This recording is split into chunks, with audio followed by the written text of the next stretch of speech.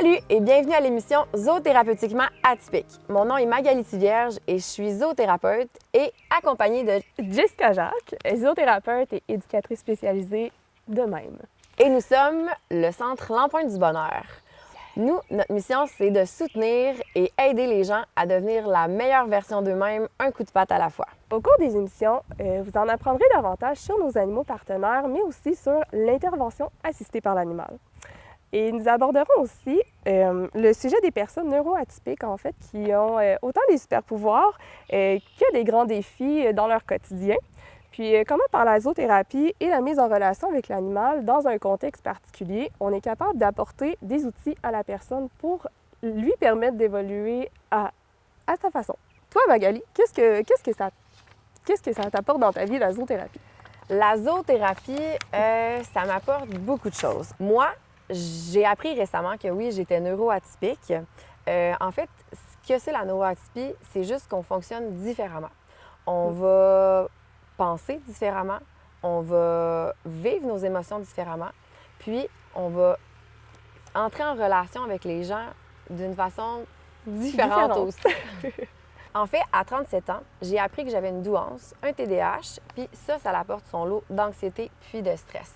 J'ai beaucoup d'énergie puis une panoplie d'idées, puis ça m'apporte également, la douance, une super et hyper sensibilité. Donc, la gestion des émotions, c'est un peu difficile de mon côté, mais à travers des outils qu'on utilise, même en zoothérapie, j'ai appris moi-même à m'autoréguler, puis c'est ce qu'on apprend aux gens à travers tout ça. Magali, est-ce que tu peux me dire un petit peu d'où est-ce que tu viens? C'est quoi ton parcours, ta famille un petit peu, si tu veux nous présenter un petit topo de ta personnalité? Donc, dans le fond, c'est ça. Je suis la petite fille de Black Lake qui a grandi à Irlande, dans la petite rue de la rue Mercier. Mes parents, moi, dans le fond, ma mère, je suis née, elle avait 17 ans. Mon père en avait 19. Il était musicien. Ma mère travaillait dans les bars. Elle travaillait dans les restaurants. Les gens, même dans sa famille, n'ont pas cru que mon père et elle allaient rester ensemble. C'est une vraiment belle histoire. Donc, c'est ça, quand j'ai grandi, dans le fond, on a toujours eu des chats, des chiens, on a vécu à la campagne. Moi, j'étais quelqu'un il fallait qu'il aille dehors, qui jouait, qui allait dans la nature, qui se construisait des camps. Puis, dans le fond, ça n'a pas toujours paru parce que j'utilisais beaucoup, justement, la nature. J'étais toujours dehors, puis je m'autorégulais comme ça. Puis, je créais des choses. J'ai eu mon cheval à 11 ans, mon premier cheval à 11 ans. Je suis devenue super responsable, super autonome. C'est quelque chose qui m'a aidé beaucoup à me connecter à moi, à me recentrer, puis à canaliser toute l'énergie que j'avais. Puis, quand j'ai eu mon cheval, pas longtemps après, à l'école secondaire, moi, je suis allée à l'école de cirque à Québec. Donc, j'ai fait un sport-études là-bas. Après ça, dans le fond, après le sport-études, moi, j'ai vécu un échec. Puis ça a été la première échec, la grosse échec que j'ai vécu. Dans le fond, je me suis blessée au dernier spectacle de l'école de cirque. En fait, aujourd'hui, on vous présente un petit peu d'où vient le centre, pourquoi le centre a été mis sur place et depuis combien de temps on existe finalement. Magali, est-ce que tu peux nous éclairer un petit peu? On a commencé le Centre L'Empreinte du Bonheur en 2017. Au début, j'avais appelé ça Zoothérapie L'Empreinte du Bonheur. Tout ça, c'est parti d'un projet que j'avais investigué dans un centre de personnes âgées ici à Thetford pour une fin d'études, une recherche de fin d'études à l'université. Par la suite, quand la zoothérapie elle a commencé, ça a été quand même difficile parce qu'il a fallu que je fasse connaître c'était quoi. Fait qu'en 2017, les gens, la zoothérapie, c'était peu connu, on entendait parler, mais il a fallu vraiment que je développe une offre de service puis que je fasse connaître. Donc, la zoothérapie, c'est quoi? Il faut savoir que la zoothérapie, c'est une triade. Donc, il y a toujours la triade, il y a le professionnel qui est formé en zoothérapie, qui a une formation également en relation d'aide. Il y a aussi le client ou la personne qui a besoin d'aide, qui a un besoin spécifique ou pas, comme vu précédemment. Donc, les objectifs sont très, très larges dans la zoothérapie. On n'est pas obligé nécessairement d'avoir un diagnostic, une problématique. On peut juste être là en prévention ou tout simplement avoir besoin de s'outiller des conseils, des solutions. Donc, on va également... il y a également, comme je disais, dans la triade de la zoothérapie, le professionnel qui est formé, l'animal également qui est lui aussi formé et sélectionné pour travailler en zoothérapie. On ne travaille pas avec n'importe quel animal. Donc, c'est la triade qui forme l'intervention assistée par l'animal, communément appelée la zoothérapie. Comme tu as dit, Magali, c'est vraiment pas tous les animaux qui peuvent participer en fait à une intervention en zoothérapie. Comment est-ce qu'on fait pour déterminer, OK, cet animal-là, c'est vraiment un bon partenaire, il y a des bons critères qui me démontrent un intérêt en fait à travailler? C'est le fun que tu poses cette question-là parce qu'à travers les années où est-ce que mon entreprise ou notre entreprise a grossi, que le centre grossit, les animaux qu'on a eus au centre n'ont pas toujours fait partie des partenaires d'intervention qu'on a travaillé avec eux. Donc, les animaux avec lesquels on travaille ont beaucoup d'entre-gens. C'est des animaux qui vont être attachants, affectueux, qui vont d'emblée aller vers les gens. Parfois, non. On a commencé à travailler aussi avec des animaux qui vont nous proposer des choses, qui vont peut-être des fois aller à l'encontre des interventions dans la norme qu'on veut. Par exemple, le lapin qu'on veut seulement approcher, nourrir, qu'on veut sensibiliser, travailler les émotions et tout. Mais on va peut-être travailler, comme par exemple avec le canard, qui va venir créer une certaine anxiété, émotion, stress. Puis on va travailler sur des choses totalement différentes parce que le canard va être prédateur plus que proie dans certaines situations. Mais au fil des années, bien, c'est ça. Un chien, comment qu'on dit qu'on fait partie de l'équipe, comment fait partie un rat, comment on détermine que cet animal-là est correct, bien, je vous dirais que c'est une question de personnalité aussi, une question d'attitude, de comportement, de connexion avec l'être humain, de sensibilité. L'animal doit avoir ça, cette sensibilité-là, a envie de partager, de créer une relation, en fait. Puis c'est ça, la zoothérapie, ça va au-delà de simplement la connexion, ça va dans la relation qu'on va créer avec cet animal-là pour travailler des choses spécifiques en nous. Ouais. Fait que l'animal doit être, c'est ça, généreux, empathique. Il doit démontrer vraiment être attachant, affectueux, il va vouloir se faire parfois manipuler aussi. C'est ça, vivre des interactions avec l'humain. Ouais. Est-ce que ça t'est déjà arrivé de rencontrer un animal qui veut trop aller vers l'humain? Bien, des fois, c'est sûr que, mettons, je sais pas si tu as une idée en tête où est-ce que tu vas être ta question, mais dans le sens que si je peux prendre, par exemple, Sébastien, qui est très, très, très introverti, qui veut rentrer dans l'espace des gens, puis qu'on va travailler les limites avec les personnes, vraiment sa bulle, l'affirmation de soi et tout. Autant que ça peut être un cheval aussi, qu'on travaille avec des récompenses en renforcement positif dans un cadre de développement personnel avec des adultes et que peut-être le cheval devient un petit peu genre, tout dépendant de l'énergie aussi de la personne. Il y a beaucoup de connexions qu'on fait avec eux, d'ateliers où est-ce qu'on leur demande des choses, que ce soit dans l'entraînement, que ce soit dans le jeu, que ce soit dans une position dans l'intervention qu'on fait avec la personne. Donc, l'animal peut devenir vraiment comme... Il y a beaucoup d'énergie, puis il a envie d'aller de l'avant, prendre ses propres décisions, puis il peut devenir un petit peu plus agressant. Mais on travaille des choses par rapport à ça aussi. Donc, ça le donne à part positif, finalement, pour la personne. Oui. On aborde les chevaux, les poneys et les mini-chevaux. Les mini-poneys. Donc, au Centre L'Empreinte du Bonheur, on travaille avec 8 chevaux.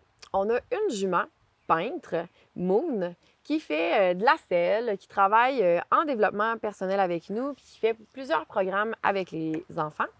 Et on a un petit mini poney également. En fait, Toc, c'est notre poney miniature qui nous accompagne partout. Quand je dis partout, c'est partout. Donc, Toc, il nous accompagne dans des CHSLD, dans des résidences, dans des écoles, dans des organismes communautaires. J'en oublie-tu? Donc, Toc travaille avec beaucoup de clientèles différentes. On a également 6 poneys qui font partie de l'équipe aussi. Et on va rapidement vous les nommer ou vous en parler un petit peu. Donc, on a notre trio qui nous est arrivé, en fait, quand on était à Saint-Pierre-de-Brattonne. C'est Monsieur No qui avait ces 3 poneys-là ici à Saint-Pierre-de-Brattonne. Puis, quand Monsieur No est rentré dans un CHSLD, on a pris en charge ces 3 petits poneys. Et on est même allé le visiter, en fait, au CHSLD avec sa plus vieille Kate. Donc, Kate, c'est une ponette qui a à peu près 13 ans et elle a eu Jasmine, qui est sa fille, qui est 4 ans plus jeune qu'elle. Et Jasmine a eu également un plus petit poney qui s'appelle Springboat. Donc, c'est notre petit trio au Centre L'Empreinte du Bonheur. Jessica, est-ce que tu aimerais me parler? On a 3 autres poneys qui font partie de la team. Et ces 3 autres poneys-là, ils ont comme des histoires particulières. Est-ce que tu pourrais m'en parler d'un de ces chevaux-là? Bien, je vais parler beaucoup d'un poney qui m'a marqué parce qu'il est arrivé durant mes stages, plus particulièrement. Je me rappelle beaucoup de la date du 14 février où est-ce que c'était un petit poney étalon, en fait, qui s'est fait castrer la journée du 14 février à la Saint-Valentin durant mes stages en éducation spécialisée. Donc, ça m'a vraiment marqué. Puis, il se prénomme Wesley. Wesley, il se démarque beaucoup de par sa beauté, mais aussi par son tempérament un petit peu... comment dire, pas sauvage, mais mystérieux. Il vient nous questionner, mettons. C'est vraiment un petit poney qui nous a été offert par une famille qui voulait le relocaliser avec d'autres poneys comme lui, où est-ce qu'il pourrait vraiment s'épanouir parce qu'il était seul dans un champ. Puis il avait froid l'hiver, il allait rejoindre les autres vaches dans le champ à côté du voisin. Donc, c'est un petit poney qui nous a été offert pour qu'on lui offre vraiment une qualité de vie à la hauteur de ses attentes, de ses besoins. Puis c'est ce qui nous fait refléter aussi un petit peu en intervention, son côté mystérieux, son côté vouloir venir aider les gens, soutenir les gens, mais de sa façon à lui, pas trop. Puis dans le respect, parce que c'est selon ses limites à lui aussi, selon ce poney-là. Exact. Et ce poney-là, qu'est-ce qui le caractérise le plus quand tu le regardes? Ben, sa beauté, sa crinière, honnêtement, là, il y a vraiment une chevelure d'enfer. Il y a vraiment une belle crinière, il y a une belle couleur. Très longue. Ouais, vraiment. Il se démarque énormément. On a un autre cheval, en fait, qu'on a pris sur notre aile, puis qu'au fil des années, on s'est mis à travailler avec lui aussi. C'est Gaïa, en fait. Gaïa nous est arrivée il y a 1 an et demi à peu près. Gaïa, c'est une ponette qui est difficile d'approcher. On n'est pas capable nécessairement de la mettre en laisse à l'enclos. Mais elle va toujours venir sournoisement faire des interventions et les gens se voient beaucoup en elle. Ceux qui vivent énormément de rejet, ceux qui vivent aussi de l'exclusion, ceux qui se sentent différents puis qui se reculent eux-mêmes puis qui ne veulent pas faire partie du groupe ou de la société. Donc, elle vient vraiment nous faire refléter toutes sortes de comportements ou d'attitudes, des comportements sociaux qu'on peut avoir. Dans notre approche, dans notre façon d'être aussi, là. Oui. Puis Gaïa, elle est délicate. Elle est autant aussi qu'elle peut être délicate, mais qu'elle peut être le poney qui va foncer puis qui va protéger le troupeau aussi. Elle a vraiment une belle sensibilité. Donc, c'est un autre poney qu'on a pris dans notre équipe. Et tout nouvellement arrivé, on a eu... Tom, notre beau Tom, en fait, qui est arrivé d'une gentille dame qui nous a offert Tom. Mon Dieu, ça fait... c'est depuis cet automne qu'il fait partie de l'équipe. Depuis quasiment le déménagement, là. Oui, presque depuis le déménagement. Puis Tom, en fait, c'est un poney qu'on apprend encore à découvrir, mais qui a une grande envie de travailler avec nous. C'est un poney très travaillant, très fonceur, très accueillant, chaleureux. Il y a de l'avant. Il a une belle approche. Il sait où il va, puis tu dois mettre tes limites avec lui. Il te permet de te surpasser puis de sortir de ta zone de confort, en fait. Ouais.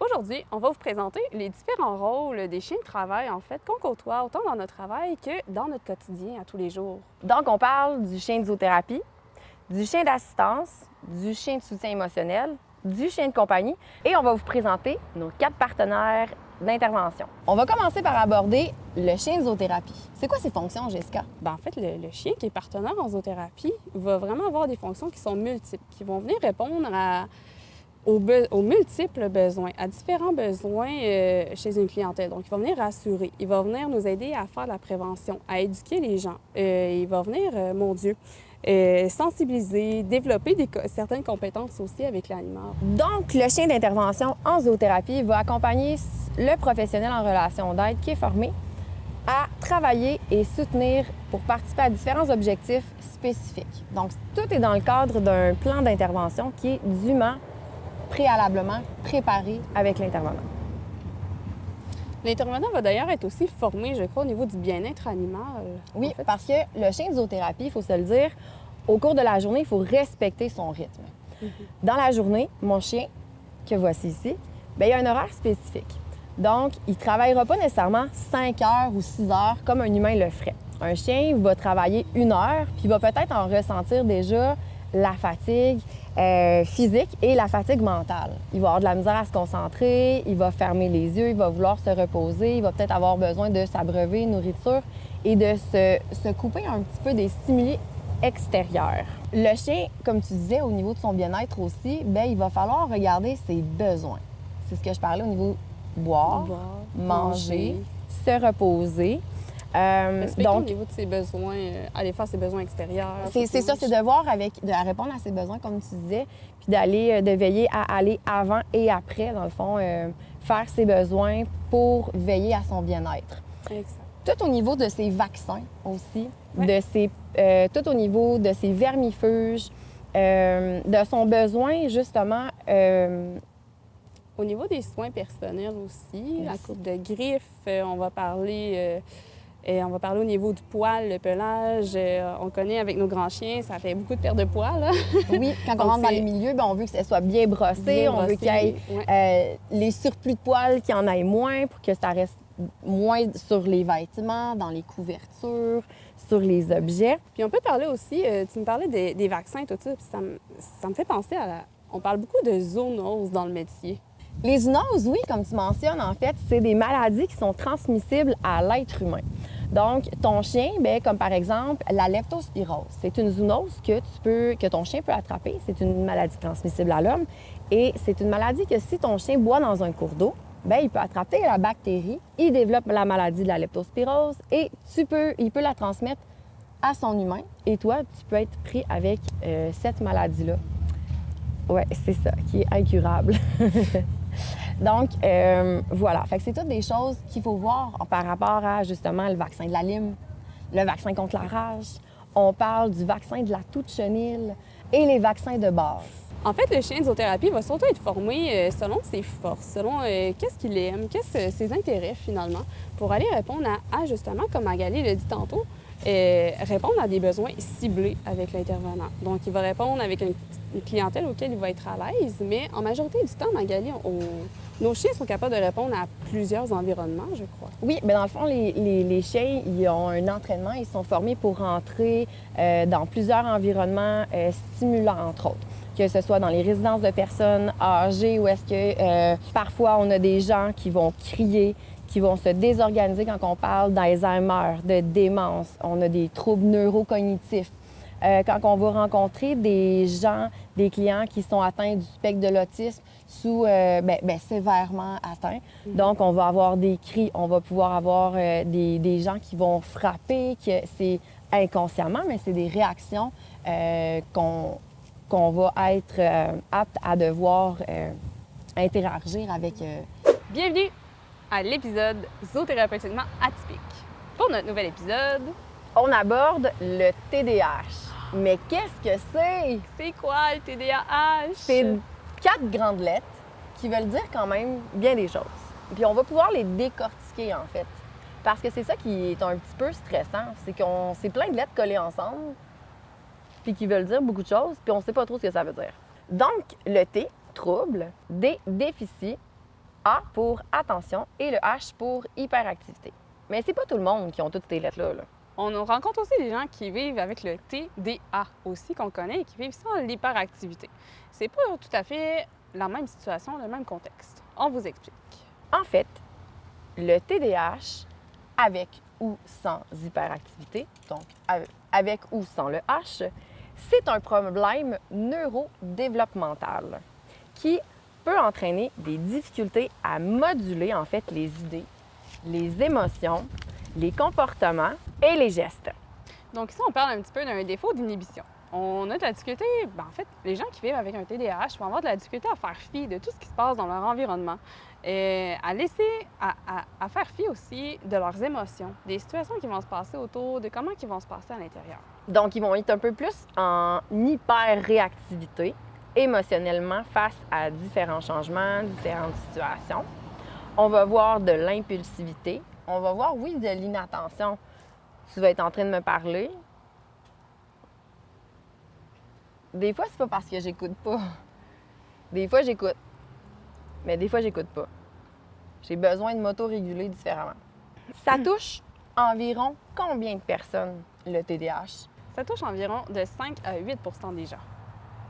En vieillissant, par exemple, les symptômes, ils tendent à diminuer d'environ 4 Fait qu'on voit 50 des gens qui sont TDAH étant jeunes, puis que les symptômes sont atténués en vieillissant à l'âge adulte. En fait, c'est une condition qu'on va voir être associée à un autre trouble qu'on va appeler ou voir force selon les définitions. Donc ici, on parle d'anxiété, de dépression, de troubles d'apprentissage, de troubles du langage. Troubles du langage, dyscalculie, dyspraxie, dystorgraphie. On va voir également de l'insomnie, des mauvaises conditions aussi de sommeil, de la qualité du sommeil. On va voir également un trouble de position apparaître aussi, bien pas apparaître, mais comme symptômes en fait. Oui. Il faut comprendre que la petite différence avec la personne qui a un TDAH, c'est au niveau de certaines zones du cerveau qui sont liées à sa motivation et à son attention, qui fonctionnent juste différemment. Donc, c'est une condition qui peut apporter certaines embûches au niveau de l'environnement, au niveau des émotions, au niveau de la gestion du temps. Donc, on va avoir davantage de difficultés à percevoir le temps qui passe, ce qui va expliquer pourquoi on est en retard ou qu'on peut oublier d'arriver souvent. Aujourd'hui, on aborde, Magali, le sujet d'un animal partenaire qui nous tient tellement à cœur, le lapin. Yes. C'est un animal qu'on considère comme fragile, mais qui a une présence vraiment rassurante et importante dans nos interventions. On peut dire du lapin que c'est un thermomètre à émotions qui va nous aider à en apprendre un peu plus sur l'état actuel du bénéficiaire, dans le fond, qu'on va aller visiter dans le milieu. Oui, on va également parler de son rôle en tant qu'intervenant, mais au niveau sensoriel. Donc, tout ce qui est au niveau de la richesse des interventions qu'il apporte, au niveau de son pelage également. Puis le lapin, si vous ne le saviez pas, c'est vraiment un animal qui apprend très, très rapidement. C'est un animal qui peut vivre en maison, aller dans la litière, un peu comme un chat, finalement. Fait que c'est un animal vraiment intelligent que, parfois, on ne pense pas lui apprendre des choses, des tours, des commandements, un peu comme un chien, mais tout est possible, finalement. Moi, en fait, je vais vous dire, j'ai commencé à travailler avec le lapin, pas parce que je voulais travailler avec un lapin, mais parce que je trouvais ça mignon. Regardez sa petite frimousse. Là, il vient de s'étirer, de se coucher, il se met à l'aise. Ça, c'est vraiment un lapin qui présente comme des signes qu'il est bien. Qu'il est bien. Il respire, il observe. César, de son nom, en fait, c'est un lapin nain. Il est néerlandais. C'est un lapin qu'on m'a... j'allais dire donné, mais c'est toi, en fait, qui l'as apporté. Oui, on m'a contacté, en fait, parce que c'était un petit lapin qui était tout seul dans sur une grande ferme, sur une grande terre, finalement. Puis la famille ne pouvait plus s'en occuper, là, il n'y avait pas assez de temps, puis il voulait vraiment lui offrir une vie à la hauteur de sa douceur, finalement. Donc, elle m'a demandé si mon amie Magali ne voulait pas l'accueillir dans son équipe. Je suis tombée en amour, Magali aussi, puis on a fait les démarches pour l'accueillir dans notre grande famille de partenaires, finalement. Il faut savoir que César, c'est un petit lapin qui a un très grand cœur, mais qui est très curieux aussi et très intelligent. On travaille avec beaucoup d'autres lapins dans d'autres circonstances aussi. Mais César, on l'apporte en intervention des fois pour des moments, des objectifs plus spécifiques, au niveau parfois de l'apaisement de la personne, de la respiration de la personne. Tu veux-tu nous expliquer un petit peu qu'est-ce qu'on fait avec le lapin, par exemple dans une séance où est-ce qu'on va travailler avec des adolescents au niveau de l'anxiété? Oui, bien sûr. En fait, on va souvent se présenter là, dans des polyvalentes, dans des maisons de jeunes. J'en passe, dans des centres de pédiatrie, on va dans des organismes, on se dans déplace. Les garderies, même dans les CHSLD, les résidences de personnes âgées. Donc, César, en fait, il va nous permettre à développer notre capacité à bien respirer via le diaphragme, en fait. Donc, on va demander aux enfants de s'étendre sur le dos, sur souvent un coussin, un pouf qui va être à disposition, une couverture.